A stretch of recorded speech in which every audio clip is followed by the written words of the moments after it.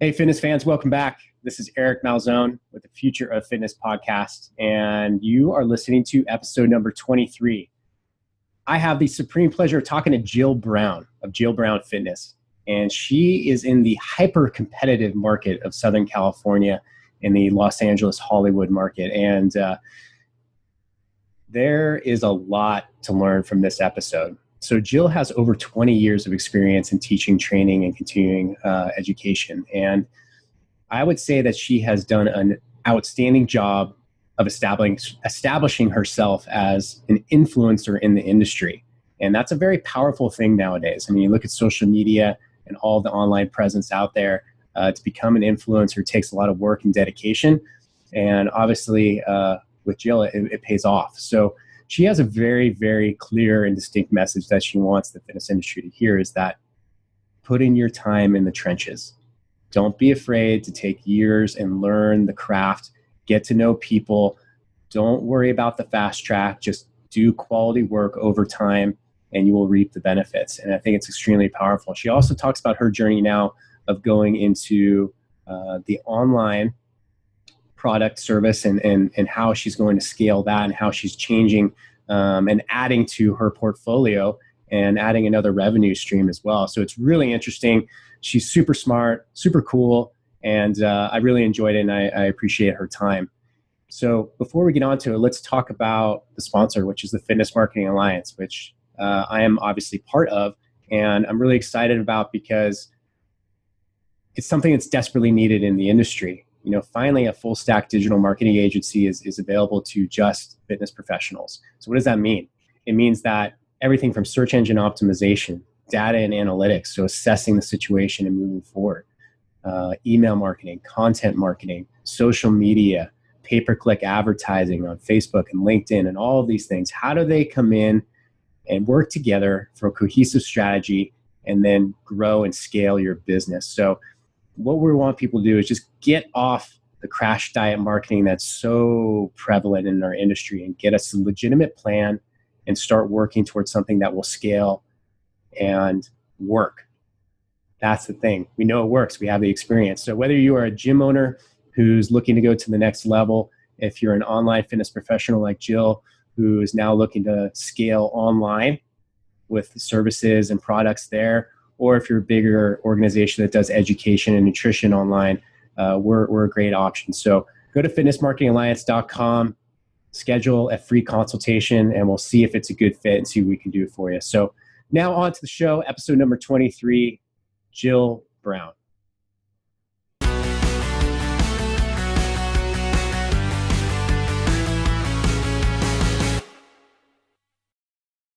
Hey everybody, this is Eric with the Fitness Marketing Alliance, and today I have the pleasure of talking to Jill Brown. And Jill has been in the fitness industry for a little while. She knows her way around the industry. She's been doing a lot of private training. She's also getting her business online, as we were just discussing. So Jill, thank you for coming on. It's a pleasure. Thanks, Eric. Yeah, a little while is 25 plus years. Okay. All right, good. I was going to throw out numbers, but it's okay. It's okay. Cool. Do the math and count my wrinkles. Yeah. So I always like to ask first off, give us your fitness story. You know, give us, I know your story is enduring. Tell us, you know, kind of how you got into it, what made you want to be a trainer and the evolution of where you are today. Oh, okay. Well, I was a skinny kid, so I didn't have a lot of weight to lose, but then puberty happened, and then depression happened in my teens. And by the time I was in high school, I was gaining weight so fast I couldn't believe it. And when I was in college, instead of gaining the freshman 10, I gained the freshman 30. And I was feeling awful. And I was suffering from a lot of like on and off depression, which is another story. But I started working out in the summers. And then I continued when I was in my final year of college. And I was feeling great. Now I was a really hyperactive kid anyway, so I loved to just move. And I found that the only thing that ever calmed my mind down and put me at peace was doing some kind of exercise, whether it was swimming 100 laps in a pool or hiking or jogging, just something. As long as my body was moving, like something would happen. I didn't know as a kid that that was serotonin. And I also didn't know, and this was just a little aside, I found out 10 years ago that I had a vitamin D deficiency. And then they found out in recent years that vitamin D deficiency causes lack of serotonin in the brain and causes depression. So it turned out that this genetic polymorphism that I have called VDR, which means my body doesn't produce vitamin D, is why I was having all these problems. But exercise was my solace. And anyway, I got out of college. And I started working out at a gym, and they saw that I had some natural abilities, and they asked me if I wanted to teach classes there, and they put me through a certification. This was back in the early days of certifications. It was probably one of the only ones that existed at the time. And I started teaching, and I loved it. And then I went to LA. I was in New York. I'm from New York City. And I went to LA, where I always wanted to live, because I went to film school. And anyway, so I started working in film production, and I was gaining weight and gaining weight and gaining weight again. So it turns out that if I stop working out for a minute or a week or two, that the weight just starts to come on, and I was feeling miserable. So over battling 7 years of going back and forth, should I be in fitness? Should I stick it out in production? Should I stay in fitness? Should I stick it out in production? And by the way, just to make it timely, I am one of those Me Too stories that's going around, hashtag Me Too. Okay. So I did get out of production and gradually just moved into fitness full time.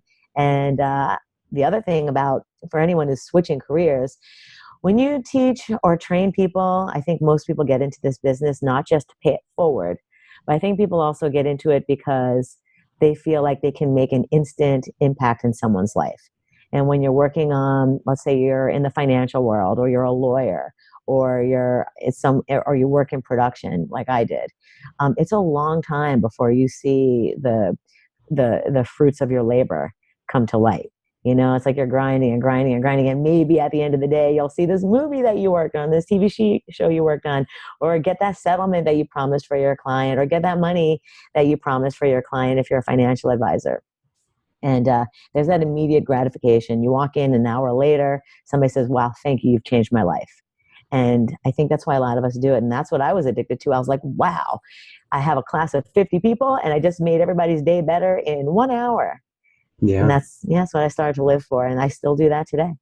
That's all. And I can certainly relate to that. Before I got into the fitness industry, I was selling legal publishing, online legal resources to law firms. And, at the end of every year, you would wrap up your year and put a bow on it as far as how much revenue you made the company. But I was like, I have impacted nobody's life, really. Right. In some kind of way that I can walk away or look back 10 years from now and say, okay, I did something good. And then, getting into the finish, you're right. It's automatic. As soon as you, and I would say it's even intoxicating and addicting. As soon as you help someone, right, you see a breakthrough, or someone loses that first 5 pounds or whatever it is, you just, it's energizing and it's awesome. It is. It's all about that. That's why I think so many of us do it. And that's why I don't burn out, because we talked about burnout a little bit. Yeah. And we don't burn out because every day, I walk into, a class. I do half private training, but I do a little bit more of the group fitness, mostly just because that's my addiction, is having, whether it's 10 or 50 people in a room, and, just walking out and everybody being like, oh. Yeah, I agree. And as a facility owner, I would get so wrapped up into the business of things, right? Checking on the billing, doing the marketing, thinking of new ways to innovate my business. And then get so wrapped up, and all I had to do was go out and coach a class. And I felt so much better. It's like it all got aligned once again, right? Well, you were letting the business own you. Yeah, I was. Wow, for sure. And I'm curious to is there any tips or anything that you think you've established in your life to avoid burnout as a trainer? Is there any balance that you struck, or anything that you consciously work on?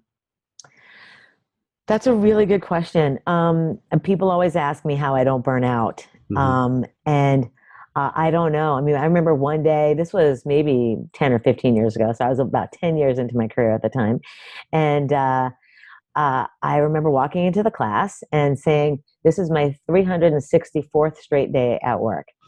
Tomorrow is January 1st. Wow. And it was New Year's Eve. And so tomorrow's January 1st, and the gym is closed. So I won't be here.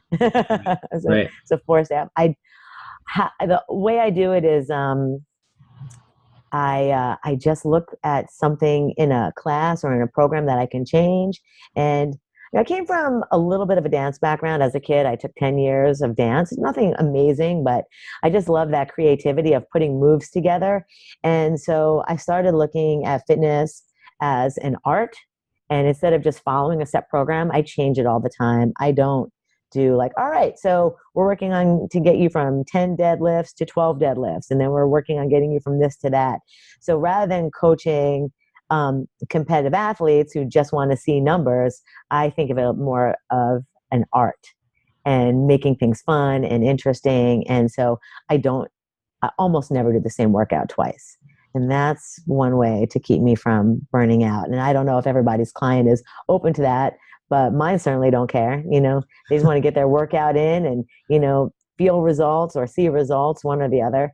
And yeah, so I keep it a little bit fresh. I get bored when I do the same workout with people all the time. I saw that. I was doing some research on some of the articles you're reading, because you've written for the Huffington Post, right? Yes. Quite a bit. And there's a lot of, you're like a chef.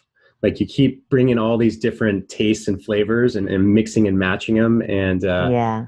What are some of your, when you look at, I guess we'll just call them fitness flavors for the sake of this conversation. What are some of your favorite flavors that you mix up? And can you give us examples of, some of your favorite combos?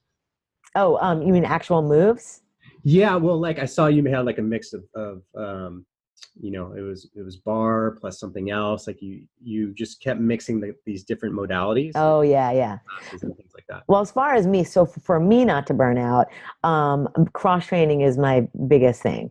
So I love doing. Well, put it this way, I was one of the first spinning instructors in the world. I worked for the guy who invented it. I was there at the launch. When we sent it out to Europe, we tested it in Europe before we even tested the certifications in the United States. So that's how far I go back. And I was spinning. Now, you can make spinning more creative by constantly changing your music and constantly changing your profiles, which I did all the time. But I was on a forced sabbatical because the place where I was teaching spinning the most, I had to leave and I had to switch out. Equinox said, "Oh, can you come over here then and teach more boot camps if you have more availability?" And I said, "Sure." So I gave up about 4 spinning classes for 2 boot camps and a bar class, and I forgot something else. And that's how I keep my body the way that I keep mine. And the way I also prevent burnout is I know one day I'm going to be teaching a bar class and a boot camp and an abs class. And another day I'm going to be teaching a boot camp and a TRX class and do 3 or 4 clients. Then another day I'm going to be doing just Pilates for myself or take a yoga class. And so the cross training, just not doing the same thing over and over again. And I know a lot of people, I feel like people are really obsessed with CrossFit. And I think it's great that they do so many variations of exercises. But I still say, do a couple of your CrossFit workouts and then go out somewhere else and, take Pilates for athletes or yoga for athletes or something totally different so that you don't even, because you can get bored just doing a cross training boot camp like CrossFit. Because my classes, I do a lot of AMRAPs in my personal boot camp at Equinox and in my ones outdoors. And if I only did that, I would burn out too, even though we're constantly mixing up the exercises. So yeah, that's yeah. So even if your workouts are a cross training workout, you still got to get out there and do something different. Well, I think I totally agree, because there was definitely a point in my CrossFit career where I was like, if I have to do another box jump and power clean, I'm going to freak out. And I had to go out and I had to, and it's good because as a coach or a trainer, you have to go out and look at different things, because we get so stuck in our little silos, right? Of information within that area. And then you go out and you realize like, oh, there's a whole world of like endurance training or yoga. I got into yoga at one point, these different things. And it's really invigorating. And then you can come back. You can come back to the thing. You can always come back, right? But it's good to take those breaks and refresh yourself. So you've seen the fitness industry probably change over the past 25 years, right? Mm-hmm. Is there anything notable that you think you've seen recently, especially because this is the Future of Fitness podcast, maybe the ways that you starting to see technology change the industry, or other ways that you've seen major fluctuations and changes? Yeah. One thing is, there's been a big trend, which is not new anymore. So I guess it's a long-term trend, is that people are moving into groups like Facebook groups and motivating each other. So I see a lot of like coaching groups, and I think that's great because not everybody can go to a gym, and it's a way to reach more people. I also see people getting more certifications, so I think that's great. I think people need to have multiple certifications. So there's two areas, right? People are either moving their businesses online, like I am, or they're staying brick and mortar. And there's just two types of people. There's people who are like, I have to do Peloton at home because I am just too busy. I live like 5 miles up a mountain, and and then I have to be at work at 9. I can't get in my car, drive to a gym, shower, change, go to work, and then drive X miles of hours back home, or I don't have time to stop off at the gym. So there's going to be the people who have to do their workouts remotely, and then that's a way to tap into people who can't get up and go to a gym. Then there's the model of people that I private train, which are people who they will also never go to a gym, but I got to go to their house. Mhm. They're not going to a gym. I got to go to them because these are like high level Hollywood people. And then there's the people who if they don't go to a gym, they have no motivation. They're not motivated by a Facebook group. They're not motivated by their fitness tracker. They're not motivated by anything else except being there and smelling the sweat. And I worked at Gold's Gym, the Mecca in Venice, for 17 years. And there are Awesome. people who they just got to go in there and smell the sweat. And then they can do their workout, or they got to watch what that person's doing. So there's the three type of people: the people that you have to go to or they won't do it, the people who have to just find a way to make it happen from home or from convenience, and then there's the people who they got to still show up at the gym. So you have to pick your tribe, and who do you want to market to? I mean, if you live in a rural area, I have a very good friend. She's building webinars like I am right now, and she's out in Montana. And so, there's only X number of people she can see in person. So she's trying to reach out to people in the larger world by teaching outdoor fitness. And it's winter in Montana for 9 months, I think, out of the year. Yeah. What part of Montana is she? We're going to be in Whitefish in December. Oh, I have to ask her. I don't really know my geography of Montana very well, but Yeah. I'll introduce you to her on my Facebook page. Yeah, that'd be great. Yeah, Yeah. we're going there for the winter. People think we're nuts, but I think it's going to be kind You of have fun. 9 months of winter there, so yeah, plenty of Yeah. time. Yeah, right. It's mostly Yeah. winter. Yeah, exactly. Yeah. Whew. So tell me about the changes you're making. You're moving your business online. Can you give us some Yeah. details and what do you think so far? What do you like about it, and then what's been the challenges of moving online? Well, I've have a bit of experience in training people where I just do phone calls with them, like on FaceTime or on Skype, and it worked great. Like, so some people found me on these beginner workout videos I did for Jimra, and my series is now free on YouTube. And they're just for beginners to get started. And if you're a beginner, they're challenging, and if you're intermediate, there's something that you can do on an easy day. And so people found me, and I just reached out and I said, yes, so I coach for, X number of dollars for 45 minutes if you want to jump on with me and do that. Hmm. And then a company, you've probably seen their commercials, but they're the life insurance company that gives discounts to people, Health IQ, that gives Yeah. discounts to people. So they reached out to me and asked me, I wanted to be a health coach for them, where anyone who signs up and does whatever X number of quizzes, they'll give them a free health coaching session with me for 45 minutes, and they'll pay me for that. So I wound up actually seeing results. I mean, there's one girl I've only been training for about 3 months, and in 3 months she's lost 17 pounds. And then just through the videos and phone calls we had before that, she lost 42 pounds in Wow. 6 months. Yeah. So I was like, wow, I think I can do this. I think I can make this bigger.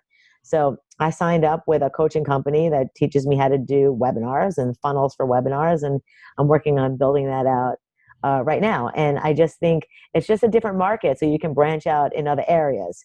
But I think if you're going to move online, you do have to put 100% of your time into that. Like, I don't think you can, you know, put 50% of your juice online and then spend 50% of your time marketing to people in a gym. I think you got to go, like, either just have a few gym clients that are your regulars that'll be with you forever, or some classes that you teach if you want to stay in the brick and mortar world. But if you're going to go online, I think you have to go all in. So it's something to definitely consider because it's a lot of time. You make money on the back end. You got to produce your product on the front end. But I think if you're going to do it, you got to really go all in and say that this is what I'm going to do. I don't think you can kind of dance around and just kind of tiptoe through that. Yeah, I would agree. I totally agree. And then there's money, you got to spend money for Yep. the programs, like I've invested a lot of money into programs and then advertising, and you have to advertise. Yep, it is. And it's, I think people, when they think, oh, I'm going to get into online coaching, I'll just throw a post on Facebook or something, and then the people will just start coming in. Yeah, right? no. It doesn't work like that. Yeah, you can't just dabble. Yeah, because you have to build an audience, you have to build trust, and you have to do all the basics of marketing, which we talk about all the time. And then have a plan. You have to have a plan. And you really have to know who the people are that you're trying to reach, because the advantage of the online world is that you have this global audience, right? Mm-hmm. The disadvantage is that you can't speak to everybody. So you have to find out who those people are that you want to talk to and what they want to hear and what they need. And then you got to find them online because I have two niches, and that's basically I deal with people I have a private Facebook group that's called Fit for Life After 40. Awesome. Not Fit for Life, I can't steal that one, but it's Fit for Life After 40. Okay, I'll subscribe. Yeah, that's okay. There you go. And so, I'm doing, I'm putting a lot of content in there. Then of course I have my blogs, and people always say that you have to do lots and lots of blogs, and doesn't really pay a lot of money to do a lot of blogs, but I have, like I said, I have a production background, and part of my background was as a journalist. I was a news reporter for several years. That was when I was not doing fitness full time. So I have to do some writing and some like content creation just because, that's what I set out to do in life. So I do that mostly just for fun. But yeah, so if you're going to go online, you have to have a niche. Can't just, train everybody where you can at the gym. So like, that's a big difference. If you want to have that kind of fun where you have like, I have a 60-year-old, grandma, and I have a 25-year-old competitive athlete, you have to do that one-on-one in the gym. That you can't do that online. You can't have all of them because people want to be in their tribe online. Yeah, that's a really good lesson. I appreciate that. So tell us about your do you have a content strategy, or I guess the bigger question is, tell me some creative ways that you are now marketing yourself. How are you getting yourself out there? Well, so like I said, I am taking a course that teaches you how to leverage Facebook ads, but not just the Facebook ads, but how to actually build webinars, because there's a lot of technology involved. So I'm using a company that's walking me through the steps for that. But I did learn a lot of good strategies that I can share about getting people into a Facebook group. I mean, you can just put out a little ad for $20 a day, build your little tribe. And that's all you really have to spend is put out a Facebook ad, spend $20 a day, and then just start putting people into your tribe, reach out to your email list, write some posts. And my two areas, my next group will be about back pain, because I actually have a degenerative spine condition that I have genetically. And I've overcome some serious spine obstacles. I had 2 spine surgeries. I've got multiple herniated discs. And at 35, I had the spine of a 65-year-old. So I learned a lot about back problems. I've read the textbooks on it. I've read a lot of Stuart McGill. I've attended workshops, and I've worked very, very, very closely with lots of physical therapists. And my cousin's a spine surgeon too. So I have those 2 niches of fitness over 40 and back pain. So, you got to thoroughly investigate one, then you can thoroughly investigate 2. And I'm saying that for people who might want to work with, say, athletes over 30 or athletes over 40, but then also deal with if you're training runners over 30 or runners over 40 or runners over 60, then you may also think, well, what are running injuries? And then have like another another page where you can market to people who have running injuries. And then you can branch out a little bit. So you can have a niche and then a niche within a niche. Yeah, that's great. And that's huge advice. And I'm curious too, because of your knowledge and background, if you're talking to Susie, the Fit Pro, right? Who's maybe just getting started in their personal training career and, just kind of making ends meet, doesn't have enough money to put into like a budget for advertising. Yeah. Maybe they're, wherever their facility or gym is that they're working at isn't necessarily supplying them with clients. What advice do you have for that person to go out and start building their book of It's clients? simple. There's only two things you can do. There's only two Okay. things you can do. Keep it You simple. either, it's an easy answer. So if you're relatively new, well, first you have to give yourself a good 5 to 7 years in the business. You're still new. If in 5 years, you still don't know that much yet, even if you have a degree, because you've got to be touching people, watching people move. You really need a minimum of 5 years. So if you're less than 5 years into the business, and I would even say 7 years. If you're less than 7 years into the business, I say just keep doing what you're doing. Just keep getting experience, because you can't. If you're 25 years old, a 50-year-old will not listen to you. They're like, you don't understand what I'm going through. You need to have been on the front lines. You need to have had a couple of injuries yourself. If you're talking to someone who's been overweight their whole life and you've been an athlete your whole life, they ain't listening to you. If you've never even sprained your ankle and you're running and sprinting and you're talking to somebody who has had an ACL reconstruction, they're not listening to you. You don't understand their pain. So get experience. So the best thing you can do if you've not been through what they've been through is get a lot of those people, just talk to them, understand, read up on their injuries and learn as much as you can. Because I see a lot of people who are young in the industry and they think they know a lot more than they do. And then they get hurt and then they come to people like me. So that's how I get my clients. I get my clients from people who only have like 5 to 7 years of experience, who've hurt their client, and then they come to me. And then the same thing, like I've had clients where I've had to push maybe a little bit too far, and then I refer them. I'm like, you know what? You're getting hurt. I got to send you to this guy. He's an amazing physical therapist, or he's an amazing osteopath. So you have problems. So I've actually sent 2 clients that I worked with that I saw only getting more injured, even though I'm as safe as they come. Sometimes you have to refer out. But I digress. There's only 2 things you can do. After you get your 5 to 7 years minimum of day-to-day grinding experience, is you either have to save money to get mentoring or coaching, or to get more and more certifications to up your education. And having a master's is great, but having a master's is on books and paper. You need to get your master's on people, actual physical human beings. So you either have to get more and more certifications and spend the money to do that, or save up to do that, or you need to just invest and put it on your credit card and get a mentor. And I went the first way. So it took me 25 years till I had enough money to start going and getting mentors and, paying for coaches myself, as I was stubborn and I did it the slow way. So I think people could get to where I am 10 years sooner if they, just whip out their credit card or borrow money if you have to and go get mentored. Yeah, I love that. And do you mentor people, Jill, personally? I do. Yeah. You do? Okay, great. Yeah, it's I totally agree with mentoring. I've always tried to cut that corner by getting a good mentor, but Good for you.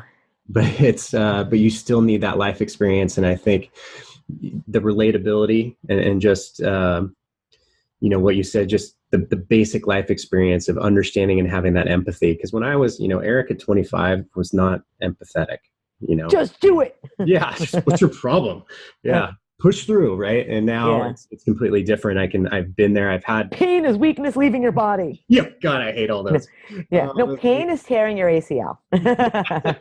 That's the reality of it. Yeah. And just seeing, me go through injuries and go through different phases and things like that has really helped me relate to people and talk to them at a different level. And that's really cool. So go out there, get injured, go break your leg, right? Crush a few discs. Bill Brown, and your clientele will explode. Right. Yeah, that's great. Do you have any intentional ways that you've built your referral network? Like you mentioned, you talked to some people in the medical field, and maybe you built relationships with them. Is there anything you've done intentionally, or it just kind of happened organically? Quite unintentionally. I spent so much time in PT and when I got Pilates certified and TRX and all these other certifications I have, the physical therapist would say, "Oh, I have some clients you might be able to work with. Can I refer them to you?" And my doctor, my general practitioner, he's a little overweight, so half of my physical every year is me giving him diet and nutrition advice, and then when he has a client that can afford private training, he'll send some clients my way. Yeah, it sounds like you're just it was totally organic. Yeah. Yeah, it sounds like you're just really good at building relationships, and because that's key. So I have to have a lot of injuries and people feel safe with me. Okay. Yeah. Oh, that's an interesting fact too. So where do you see Jill Brown Fitness in 2 years? Where do you see it going? I see 90% of it online Okay. through webinar courses. So, the Fit for Life after 40 type stuff. And then I'll have a niche where I'll deal exclusively with people who still want to be athletic and work through back pain. So not people who are just rehabbing. Obviously, you save that for the specialist who does rehab only. But for people who want to go past rehab and be athletic with a bad back, like I have. So I'm going to just focus on those two niches and just keep promoting my webinars and work on the sales funnel to get people into my webinar programs and do 8-week coaching programs. Awesome. Yeah. And I know you and I talked, you may have some plans to go online and go mobile, right? Yeah, so the goal is, I love LA. I am here in my bubble, but I want to be able to do what you do and be a little more mobile. So I want to be able to spend a month in this country or a month in that city, and so that's one of the key reasons why I want to move everything online. And I've smelt enough testosterone in the gym. I've spent so much time there. Yeah. I want to mostly be in the gym now to train myself and to teach my classes, because for me, it also is a passion and a labor of love. I tell my clients that take my classes that, when I'm rich enough to retire from this, I'll still come here and do this for free. Awesome. And Jill, if people are listening right now and maybe they want to talk to you about mentoring, if they want to talk to you about the shifts you've made in your experience, where do they find you? I'm at jillbrownfitness.com. And I'm also on Facebook at Jill Brown, or also Jill Brown Fitness. And then I have a Facebook group. So if anybody is over 40, I have Fit for Life After 40. That's a private group where I'm doing some Facebook coaching. So you can come in there and see what I'm doing in there. And and then I'm on LinkedIn, YouTube, Vimeo, Twitter, all that stuff. Oh, that's great. Yeah, this has been a real treat. This has been a real treat, Jill. I really appreciate it. I think, you have a very rare and unique vision of the fitness industry, and just the experience speaks for itself. So thank you for sharing all that. It's been a real pleasure. It was a pleasure, Eric. Thank you. And I'm sure we'll be talking soon. Have a great day. See you on the other side. All right. Bye. Thank you for listening to this episode of the Future of Fitness podcast and webinar series. We're working really hard here to keep great content coming out, and we'd like to express our gratitude by offering you a free 7-day marketing crash course. So here's how you can claim it. If you go to fitnessmarketingalliance.com/free gift, FREEGIFT, and you enter the promo code FITMARK, FITMARK, you can claim it that way. The other way is you can text us. So you can text the phone number 805-619-5550, and you text the word FITMARK, FITMARK. So thank you. Keep listening. Go claim that offer. It's a ton of value. And if you ever want to get a hold of me, or if you have suggestions for guests, topics, or anything else, or if you just want to ask me questions, I always respond. You can reach me at Eric, ERIC, at fitnessmarketingalliance.com. And keep listening. We have a lot more coming down the pipe, and we'll make sure that we're keeping the value great for you guys. And farewell till next time.